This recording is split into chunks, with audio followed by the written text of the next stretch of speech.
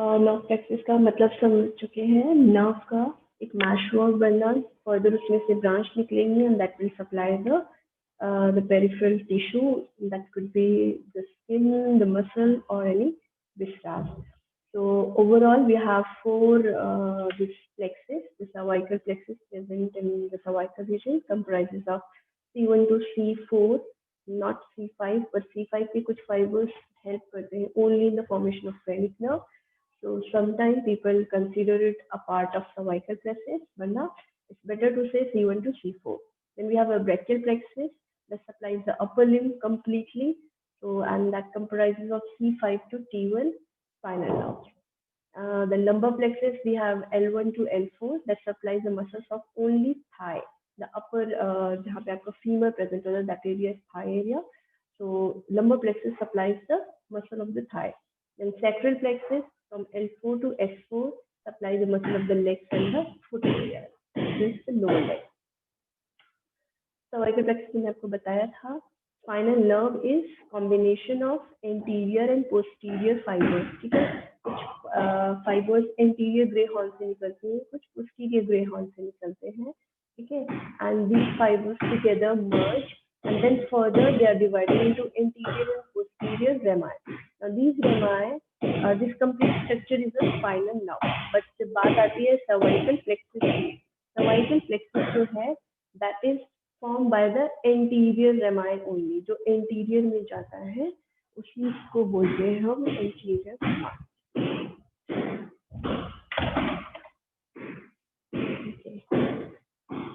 थोड़ा सा शोर हो रहा है, कुछ कर नहीं सकते हैं.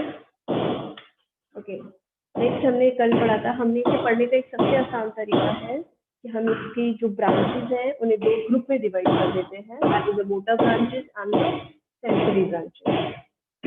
Coming to the sensory branches, those branches that takes the information from the periphery to the brain. अब वो कौन सी information लेके जाएगा? That is the pain, temperature, pressure, touch, ये feeling लेके जाएंगे. Sensory में हमारी 4 branches होती हैं जिसका एक छोटा सा mnemonic है. Let's go to sleep.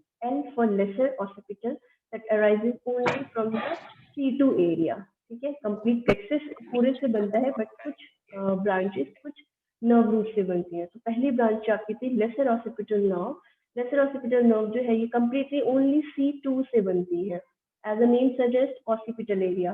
Occipital is the neck के ऊपर वाला एरिया जो ऑसिपिटल बोन है आपकी स्कल में.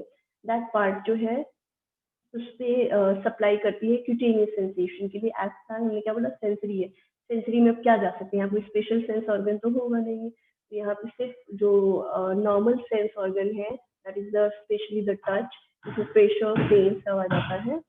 So that will be taken by a lesser occipital nerve. इसका nerve क्या रूट है C2, यानी ये सिर्फ और सिर्फ C2 से मिलके बनी है, इसमें कोई ब्रांच नहीं है. ठीक है, that means less C2 से बनी. नेक्स्ट आती है ग्रेट ऑरिकुलर नर्व जिसमें C2 और C3 का कॉम्बिनेशन होता है. यानी ये C3 निकली बाहर, C2 का एक नर्व कुछ नर्व फाइबर्स आके जुड़े और फिर उसके बाद एक नर्व निकल के चले गए आपके कानों के पास. That is greater auricular nerve. और इसको it supplies the skin over the parotid gland. यानी थोड़ा सा एक्सटर्नल ईयर के अगर आप सामने की तरफ आएंगे, एंटीरियरली आएंगे, so you'll find a parotid gland. So it doesn't supply the parotid gland but the skin over the parotid gland. यानी parotid gland के ऊपर जो स्किन है उसको सप्लाई करती है ग्रेट ऑरिकुलर नर्व. इसकी नर्व रूट क्या है C2 से C3. डायग्राम बना लोगे, याद डायग्राम कर लो, आपको कुछ भी याद करने की जरूरत है, आपको सब याद हो जाएगा. क्योंकि एक नर्व फाइबर निकली C3 से मिली और इसने एक ब्रांच निकाल दी, that is greater. C2 C3 से जो नर्व मिलकर बनी थी ये दो में डिवाइड होती है. एक तो बना देती है ग्रेटर ऑरिकुलर और दूसरी बनाती है ट्रांसवर्स सर्वाइकल. यानी ये नीचे की तरफ आती है और सामने आपके नेक में सप्लाई करती है. C2 एंड C3 एंटीरियर नेक को सप्लाई करती है. The last branch is supraclavicular nerve. Supraclavicular में आता है some fibers of C3 and some fibers of C4 merge and forms a single nerve. Now this single nerve is nothing but supraclavicular nerve which further divides into 3 regions.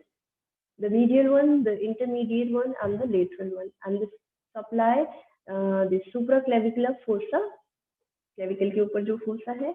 Then we have upper thoracic region, thoracic का upper part, यानी not the neck area but the thoracic region, the upper thoracic region, and the sternoclavicular joints, that is the anterior part of your thorax only. ठीक है, तो इन तीनों को कौन supply करता है, कौन सा supply, only cutaneous sensation is taken by supraclavicular nerve. So we have 4 nerves that are sensory in nature in case of cervical plexus। ये हमने पढ़ लिया था। ये okay, next is this motor branches. Motor branches को हम muscular branches भी कहते हैं because they supply the muscles. Sensory को हम क्यूटेनियस भी बोलते हैं because it supply the skin area. So don't get confused if the division is like cutaneous branches and the muscular branches। ठीक है, तो मोटर ब्रांचेस ऑफ कोर्स जैसा कि नाम सजेस्ट कर रहा है, कोई इंफॉर्मेशन लेके जाए मतलब पेरिफेरी से नहीं जा रही है, इंफॉर्मेशन ब्रेन से आ रही है towards the periphery. Muscle contract होगी, रिलैक्स होगी, मूव करना है, नहीं करना है, फ्लेक्शन करना है, एब्डक्शन करना है, whatever, all the information that is taken from the brain to the peripheral tissue is taken via motor branches। So motor branches का हमने छोटे mnemonic डाला MAP।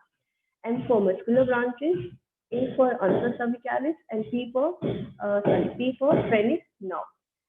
पीछे से स्टार्ट करते हैं हम, पीछे स्टार्ट करते हैं, 3 आ जाते हैं, तो पहला आता है फ्रेनिक नर्व। फ्रेनिक नर्व जो होती है that is form via C3 के कुछ फाइबर्स, C4 के कुछ फाइबर्स एंड C5 के कुछ fibres.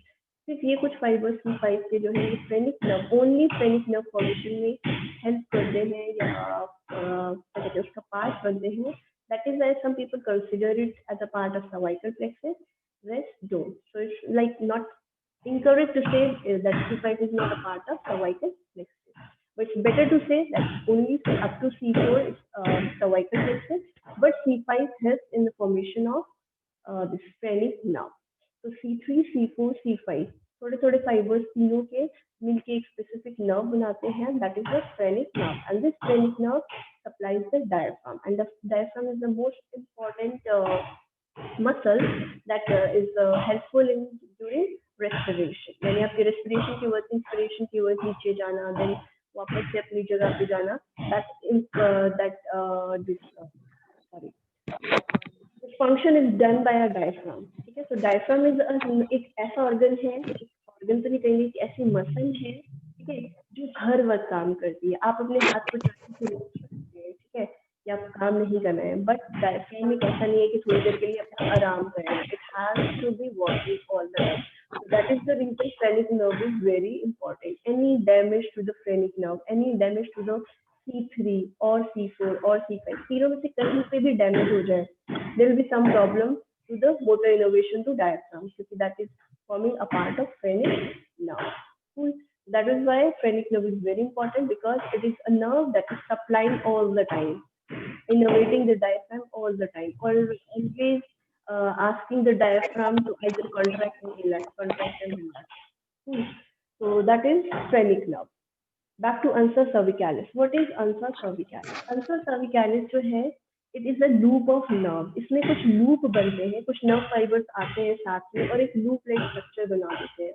That loop like structure is called as ansa cervicalis। ansa cervicalis किसी nerve का नाम नहीं है, ansa cervicalis वो loop का नाम है जो कुछ nerves मिलके बनाते हैं।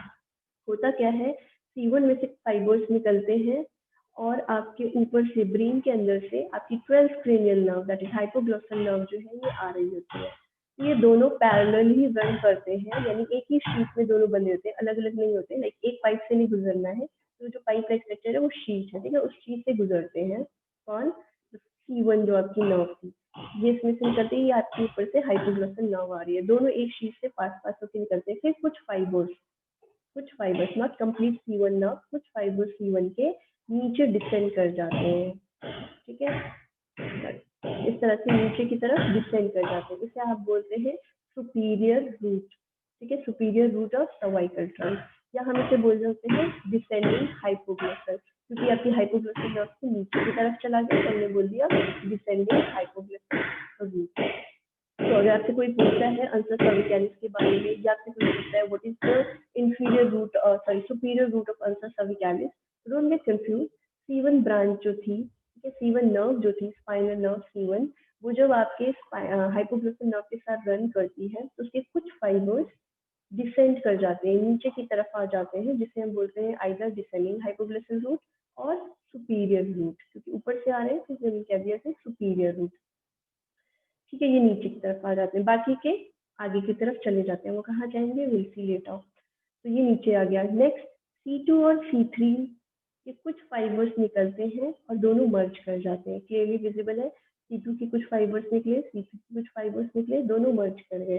जैसे ही दोनों मर्ज करते हैं एक स्पेसिफिक एक सिंगल नर्व रूट बनाते हैं। इस नर्व रूट को हम बोलते हैं descending cervicalis.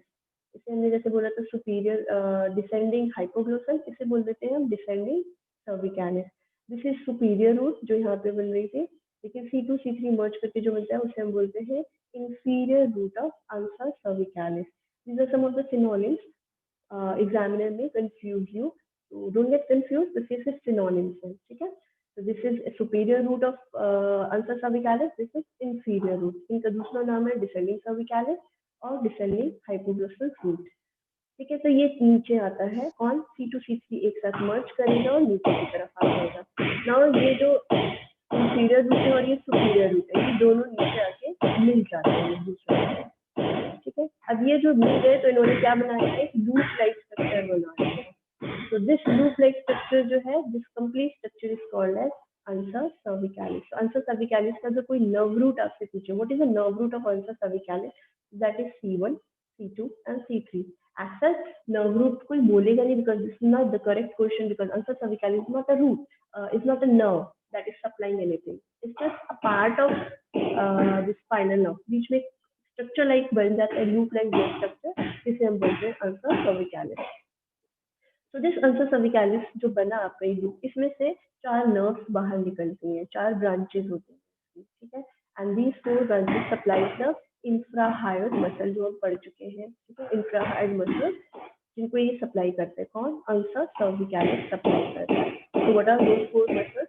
This is omohyoid, superior belly and inferior belly. दरअसल इसे हमें सुपीरियर इंफीरियर वैली इसलिए कहा है because between the two bellies there is a tendon, ठीक है। यूजुअली क्या होता है, between the two muscle there is no tendon, ऐसा कभी हमने कोई देखे नहीं है। But here in this case will see, हमने बोला था ना लिगामेंट बोन और मसल को कनेक्ट करती है, लेकिन जब हम बात करते हैं muscle to muscle connection, there is a tendon in between, ठीक है। हमेशा याद रखिएगा ये difference, what's the difference between a tendon and a ligament. Tendon क्या होता है, that connects the two muscles, so it is connecting the two muscles. The two muscles are same, that is omohyoid, जिस पर हमने नाम दे दिया superior belly जो ऊपर की तरफ है, and then inferior belly जो नीचे की तरफ है। Then the next infrahyoid muscle is sternohyoid, जो sternum से start हुई और hyoid bone पे जाके end up हो जाती है। Another is sternothyroid, जो sternum से start होके, this is the blue one, that is deep, the sternohyoid, that is sternothyroid. So that will from the sternum to the thyroid cartilage. ठीक है। सो यहाँ से यहाँ तक जो जाती है that is sternothyroid. These 4 muscles, अब इसमें है तो 3, लेकिन इसका सुपीरियर बैली इंफीरियर बैली अगर हम कंसीडर करेंगे तो इसे they are 4. So these 4 muscles are supplied by what? ulcer cervicalis. और इसका काम क्या था इन इंफ्राहायोइड मसल्स का? इंफ्राहायोइड मसल्स का काम था लेरिंग्स को डिप्रेस करना, ठीक है। सो व्हाट आर, लेकिन इसके नाम आप एग्जैक्ट याद रखिएगा, ऐसा नहीं है कि आप कहीं पे भी कुछ भी लिख दें। तो जो जिसकी सुपीरियर रूट थी, वहां से एक ब्रांच निकलती है, that is superior belly of omohyoid. Omohyoid ये रहा आपका ओमोहाइड, जो सुपीरियर बेली है, that is arising from the superior root. Then inferior root से कौन सा निकलता है, इसी की inferior belly, nerve to inferior belly of omohyoid, inferior belly of omohyoid. Superior से ये निकल आया, इंफीरियर से इंफीरियर रूट से इंफीरियर निकल आया, ठीक है। ऐसे याद कर सकते हैं, सुपीरियर से सुपीरियर बेली, इंफीरियर से इंफीरियर बेली निकल आए। अब बीच में जहाँ पे लूप लाइक स्ट्रक्चर बन रहा था, वहां से 2 मसल्स का 2 नर्व्स का 2 ब्रांचेस निकलती है। उसमें से सबसे पहली होती है जो जाती है स्टर्नोहायोइड को, एंड देन जाती है स्टर्नोथायरॉइड को, ठीक है। यहाँ पे क्या है, ये ओमोहायोइड है, तो पहले वाली जो होगी वो हायोइड जाएगी, so it is sternohyoid, and then the next one is sternothyroid. This is most important thing, आप कोई भी नर्व के आगे कोई भी नाम नहीं डाल सकते हैं। If this is supplying superior belly, you have to write this is the superior belly. यहाँ you don't have to write sternohyoid, अगर आप यहाँ पे लिख देंगे sternohyoid, that will be wrong, ठीक है। तो कुछ चीजें होती हैं जो आपको ख्याल रखनी है। So in case of, at least in case of ulcer cervicalis, make sure कि जो क्या बोलते हैं, आपने डिसेंडिंग असेंडिंग जो भी नेचर में आपने इसको लगाया है, that is correct one. Superior को आप सुपीरियर लिख सकते हैं, यहाँ पे आप कोई और मसल का नाम नहीं लिख सकते, only in case of ulcer cervicalis. So ulcer cervicalis जो है, that is supplying the 4 infrahyoid muscle that depresses the larynx. So that is nerve to sternohyoid. अगर हम यहीं पे देखें तो this is superior belly of omohyoid from the superior root, inferior belly from the inferior root.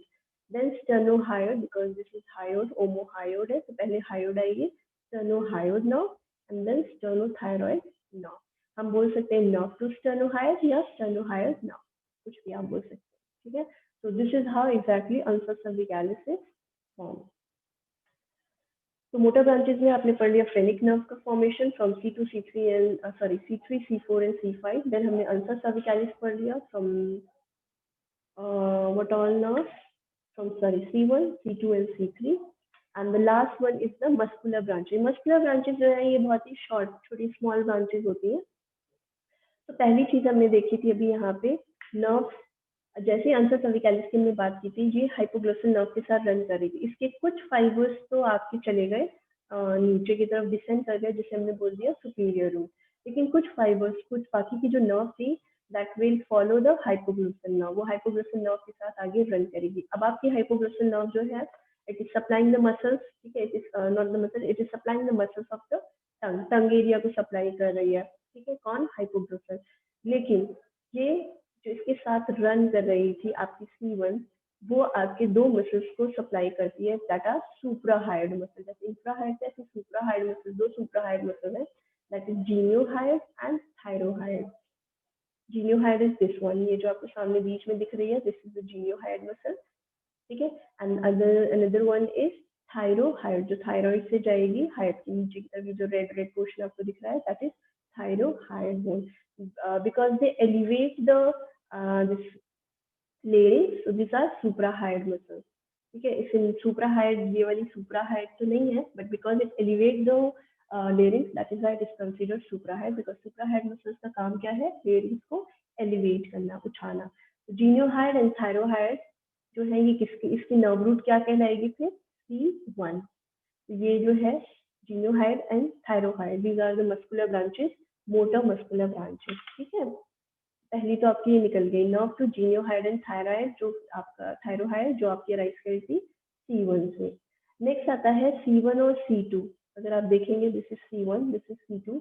C1 और C2 से तीन, ये जो दो बीच में आप देख रहे हैं, ये आपको दिख रहा है, ठीक है. इन अगर हम दोनों के ब्रांच बनाते हैं बीच में, तो इन दोनों से तीन नर्व्स निकलती हैं, rectus capitis anterior, rectus capitis lateralis and longus capitis. ये कुछ मसल्स हैं जो आपकी प्रेजेंट होती है नेक एरिया में, एंड इनका मेन काम जो होता है वो नेक को फ्लेक्शन होता है. अब रेक्टस कैपाइटिस इंटीरियर जो है ये आपका नॉडिंग में हेल्प करेगी. लेटरलिस जो है इस साइड क्या कहते हैं आपके फ्लेक्शन में हेल्प करेगी, नेक को साइड वाइज भी फ्लेक्स कर सकता है और आगे पीछे भी कर सकता है.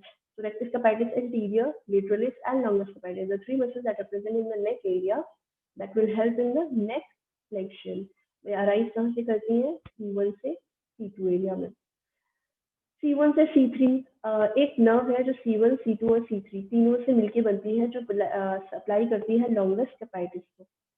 C1 C2 C2 C3 C1 और C3, यानी तीनों नर्व से कुछ ब्रांचेज ऐसी निकलती है जो लॉन्गस कैपाइटिस को सप्लाई करती है, ठीक है.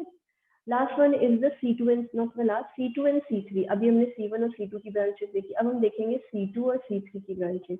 C2 और C3 की ब्रांचेस में क्या जाता है, प्रीवर्टिब्रल मसल्स और स्टेनोक्लाइडोमैस्टॉइड मसल्स, ठीक है. एससीएम को सप्लाई करती है और प्रीवर्टिब्रल, जैसे हमने अभी आगे देखा था, यहाँ पे आपने देखा था C2 C3 से तीन ये निकल रही थी, but these three were the which branches, these three were the sensory branches. लेकिन अगर मोटर की बात करें तो यहाँ से कुछ मोटर ब्रांचेस भी निकलती है. कौन कौन सी निकलती है, दो निकलती है.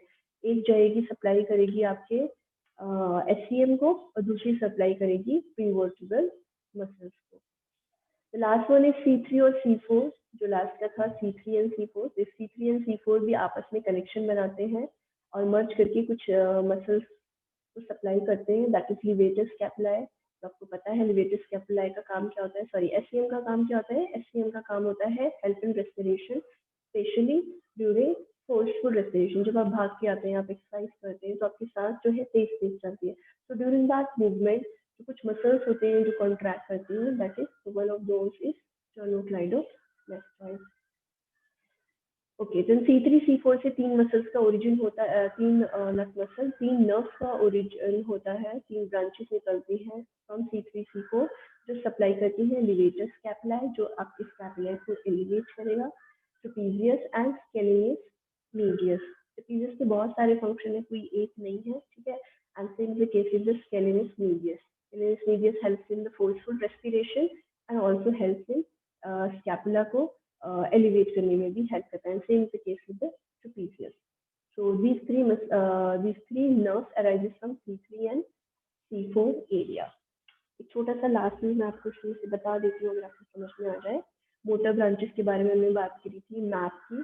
तो फर्स्ट हम मस्कुलरी ब्रांचेस देखते हैं, C1 से निकलेंगी।